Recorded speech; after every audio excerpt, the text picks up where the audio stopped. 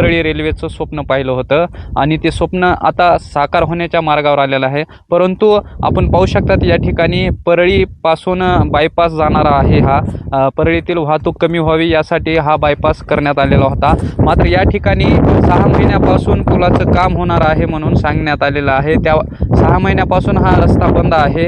आपण पाहू शकतो या ठिकाणी कुठलंही पुलाचं काम दिसून येत नाही आहे। या ठिकाणी ट्रॅकचंच काम चालू आहे आणि या ट्रॅकच्या कामाला सुद्धा कॅनलचं स्वरूप आलेलं खाली दिसून येत आहे आणि याचमुळे वाहनधारक असतील जवळपास पंचक्रोशीतील जे नागरिक असतील या मार्गावरून त्यांची वाहतूक असते परंतु त्यांनाही अडचणीला सामोरे जावं लागत आहे। परळी शहरातील जो श्यामा मुखर्जी उड्डाण आहे त्या ठिकाणी अतिशय मोठ्या प्रमाणात ट्रॅफिक होते आणि त्या ट्रॅफिकमुळे हा पर्यायी रस्ता वापरला जात होता।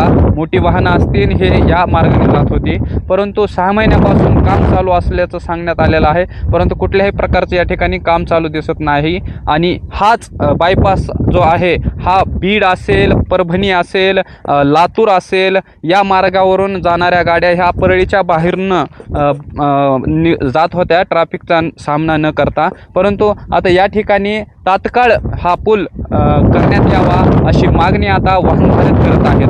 दक्ष वार्तासाठी विकास वाघमारे परळी बीड।